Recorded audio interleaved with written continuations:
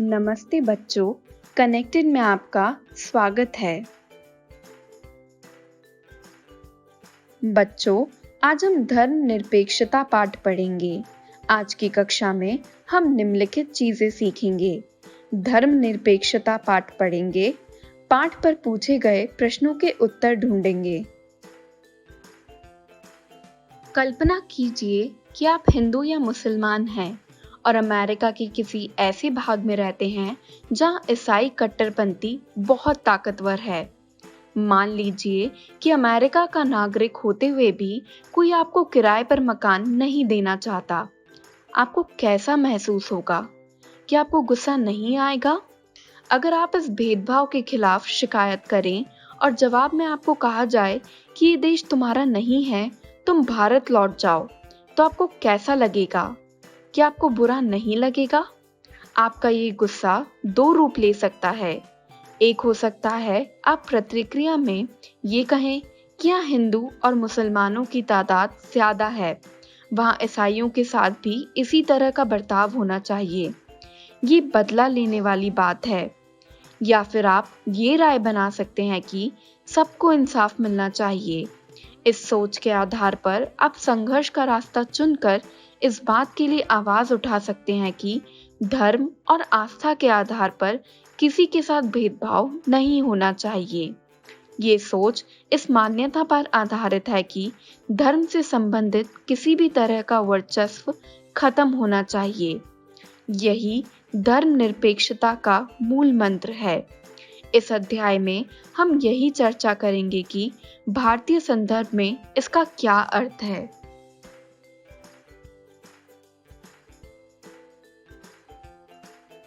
इतिहास में हमें धर्म के आधार पर भेदभाव, बेदखली और अत्याचार के अनेक उदाहरण मिलते हैं। शायद आपने पढ़ा होगा कि हिटलर ने जर्मनी में यहूदियों पर किस तरह के अत्याचार किए। वहां कई लाख लोगों को केवल धर्म के आधार पर मार दिया गया था। लेकिन अब यहूदी धर्म को मानने वाले इज़राइल में भी मुसलमान और ईसाई अल्पसंख्यकों के साथ अमानवीय व्यवहार किया जा रहा है। सऊदी अरब में गैर मुसलमानों को मंदिर या गिरजाघर बनाने की छूट नहीं है। ना ही इन धर्मों के लोग वहां पूजा अर्चना के लिए किसी सार्वजनिक स्थल पर इकट्ठा हो सकते हैं। इन सभी उदाहरणों में एक धर्म के लोग अन्य धार्मिक समुदाय के लोगों के साथ या तो भेदभाव कर रहे हैं या उनका उत्पीड़न कर रहे हैं। भेदभाव की ऐसी घटनाएं तब और ज्यादा बढ़ जाती है जब दूसरे धर्मों के स्थान पर राज्य किसी एक धर्म को अधिकृत मान्यता प्रदान कर देता है। जाहिर है, कोई भी व्यक्ति अपने धर्म की वजह से ना तो भेदभाव का शिकार होना चाहता है और ना ही किसी दूसरे धर्म का दबदबा झेलना चाहता है। भारत में क्या राज्य धर्म के आधार पर किसी नागरिक के साथ भेदभाव कर सकता है? धर्मनिरपेक्षता क्या है? पिछले अध्याय में आपने पढ़ा कि भारतीय संविधान में मौलिक अधिकारों की व्यवस्था की गई है। ये अधिकार न केवल राज्य की सत्ता से हमें बचाते हैं, बल्कि बहुमत की निरंकुशता से भी हमारी रक्षा करते हैं। भारतीय संविधान सभी को अपने धार्मिक विश्वासों और तौर तरीकों को अपनाने की पूरी छूट देता है। सबके लिए सम्मान धार्मिक स्वतंत्रता के इस विचार को ध्यान में रखते हुए भारतीय राज्य ने धर्म और राज्य की शक्ति को एक दूसरे से अलग रखने की रणनीति अपनाई है। धर्म को राज्य से अलग रखने की इसी अवधारणा को धर्मनिरपेक्षता कहा जाता है। धर्म को राज्य से अलग रखना महत्वपूर्ण क्यों है? जैसा कि पिछली चर्चा की गई है, धर्मनिरपेक्षता का सबसे महत्वपूर्ण पहलू है धर्म को राज्य सत्ता से अलग करना। एक लोकतांत्रिक देश में ये बहुत जरूरी है। दुनिया के तकरीबन सारे देशों में एक से ज्यादा धर्मों के लोग साथ साथ रहते हैं। जाहिर है, हर देश में किसी एक धर्म के लोगों की संख्या ज्यादा होगी। अब अगर बहुमत वाले धर्म के लोग राज्य सत्ता में पहुंच जाते हैं तो उनका समूह दूसरे धर्मों के खिलाफ भेदभाव करने और उन्हें परेशान करने के लिए इस सत्ता और राज्य के आर्थिक संसाधनों का इस्तेमाल कर सकता है। बहुमत की इस निरंकुशता के चलते धार्मिक अल्पसंख्यकों के साथ भेदभाव हो सकता है, उनके साथ जोर जबरदस्ती हो सकती है, यहाँ तक कि कई बार उनकी हत्या भी कर दी जाती है। बहुमत चाहे तो अल्पसंख्यकों को उनके धर्म के अनुसार जीने से रोक सकता है। धर्म के आधार पर किसी भी तरह का भेदभाव उन अधिकारों का उल्लंघन है जो एक लोकतांत्रिक समाज किसी भी धर्म को मानने वाले अपने प्रत्येक नागरिक को प्रदान करता है। लिहाजा बहुमत की निरंकुशता और उसके कारण मौलिक अधिकारों का हनन वह अहम कारण है जिसके चलते लोकतांत्रिक समाजों में राज्य और धर्म को अलग-अलग रखना इतना महत्वपूर्ण माना जाता है। लोकतांत्रिक समाजों में धर्म को राज्य से अलग रखने का एक महत्वपूर्ण कारण है कि हमें लोगों के धार्मिक चुनाव के अधिकार की रक्षा करनी है। इसका अर्थ ये है कि देश के किसी भी व्यक्ति को एक धर्म से निकलने और दूसरे धर्म को अपनाने या धार्मिक उपदेशों की अलग ढंग से व्याख्या करने की स्वतंत्रता होती है। आइए इस बात को और अच्छी तरह समझने के लिए छूअछूत की प्रथा पर विचार करें। संभव है आपको हिंदुओं के बीच प्रचलित ये प्रथा अच्छी ना लगती हो। इसका मतलब है कि आप इसे बदलने की कोशिश भी करेंगे। लेकिन अगर राज्य की सत्ता ऐसे हिंदुओं के हाथ में है जो छुआछूत को सही मानते हैं, तो क्या आप आसानी से इस प्रथा को बदल पाएंगे? अगर आप प्रभुत्वशाली धार्मिक समुदाय के सदस्य हैं, तो भी आपको अपने समुदाय के ही दूसरे लोगों की ओर से भारी विरोध का सामना करना पड़ सकता है। राज्य सत्ता पर नियंत्रण रखने वाले ऐसे सदस्य कहेंगे कि हिंदुत्व की केवल एक ही व्याख्या होती है और उसकी कोई और व्याख्या करने का तुम्हें कोई अधिकार नहीं है।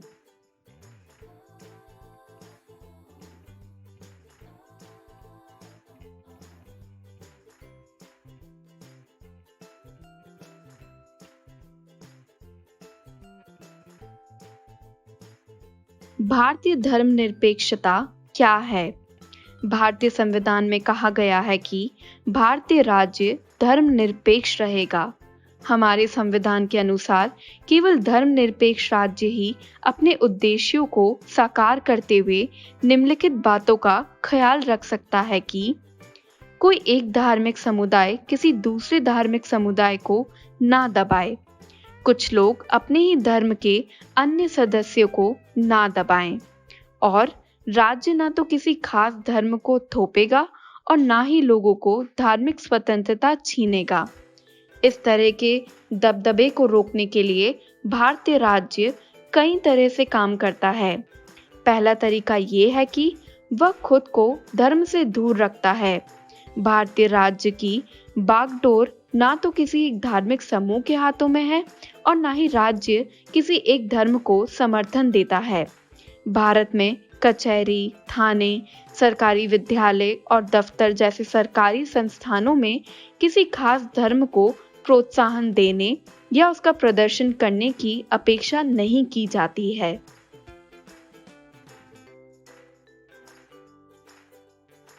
निम्न चित्र कथा। पट में स्कूल के भीतर किसी धार्मिक त्योहार का आयोजन सभी धर्मों के साथ एक जैसा व्यवहार करने की सरकारी नीति के खिलाफ होता। सरकारी स्कूल अपनी प्रातःकालीन प्रार्थनाओं या धार्मिक आयोजनों के जरिए किसी एक धर्म को बढ़ावा नहीं दे सकते। ये नियम निजी स्कूलों पर लागू नहीं है। धार्मिक वर्चस्व को रोकने के लिए भारतीय धर्मनिरपेक्षता का दूसरा तरीका है अहस्तक्षेप की नीति। इसका मतलब है कि सभी धर्मों की भावनाओं का सम्मान करने और धार्मिक क्रियाकलापों में दखल ना देने के लिए राज्य कुछ खास धार्मिक समुदाय को कुछ विशेष छूट देता है।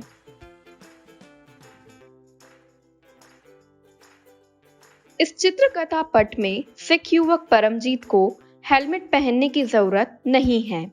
कारण ये है कि भारतीय राज्य इस बात को मान्यता देता है कि पगड़ी पहनना सिख धर्म की प्रथाओं के मुताबिक महत्वपूर्ण है।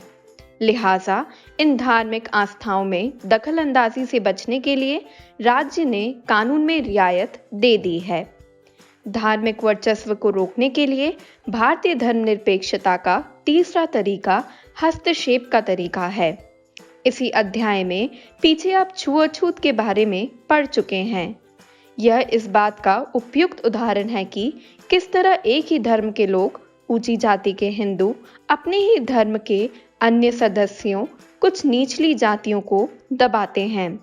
धर्म के नाम पर अलग थलग करने और भेदभाव को रोकने के लिए भारतीय संविधान ने छुआछूत पर पाबंदी लगाई है।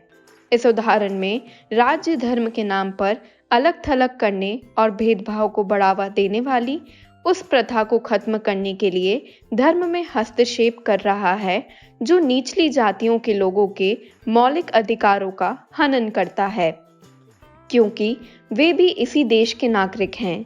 इसी तरह माँ बाप की संपत्ति में बराबर हिस्से के अधिकार का सम्मान करने के लिए राज्य को समुदाय के धर्म पर आधारित निजी कानूनों में भी हस्तक्षेप करना पड़ सकता है। राज्य का हस्तक्षेप सहायता के रूप में भी हो सकता है। भारतीय संविधान धार्मिक समुदाय को अपने स्कूल और कॉलेज खोलने का अधिकार देता है।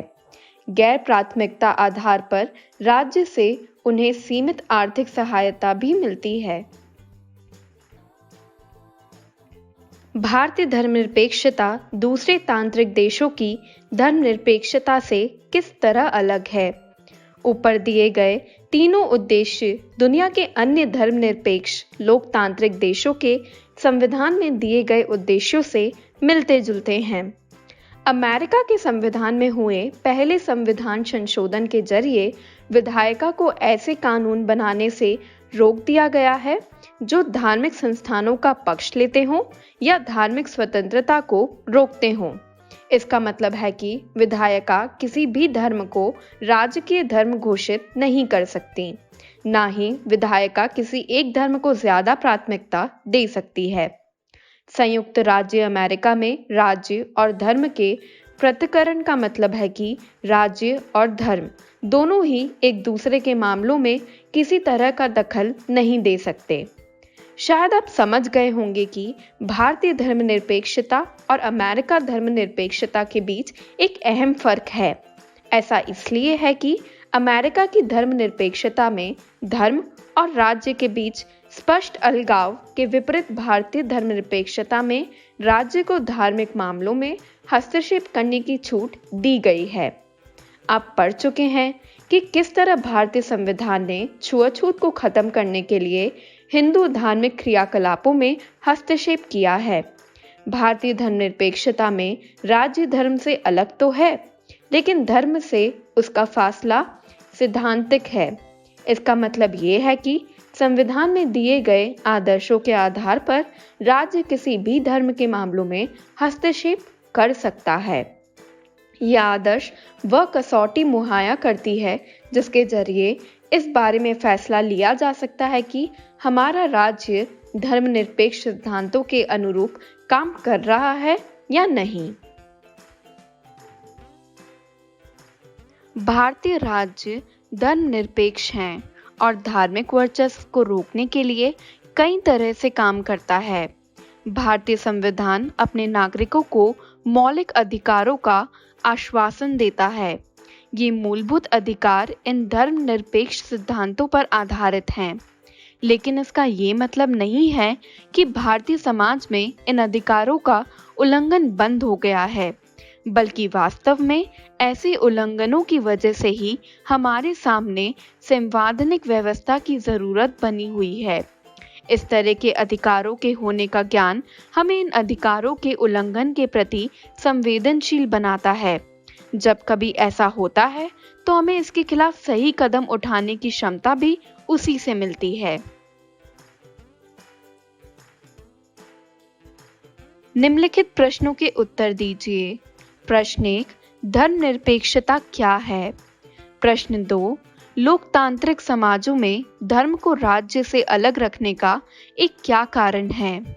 प्रश्न 3, धार्मिक वर्चस्व को रोकने के लिए भारतीय धर्मनिरपेक्षता का दूसरा तरीका क्या है? प्रश्न 4, धार्मिक वर्चस्व को रोकने के लिए भारतीय धर्मनिरपेक्षता का तीसरा तरीका क्या है?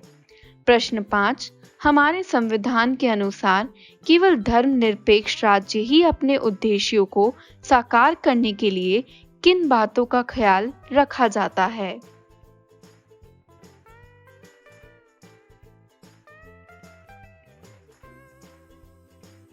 ये हैं जवाब।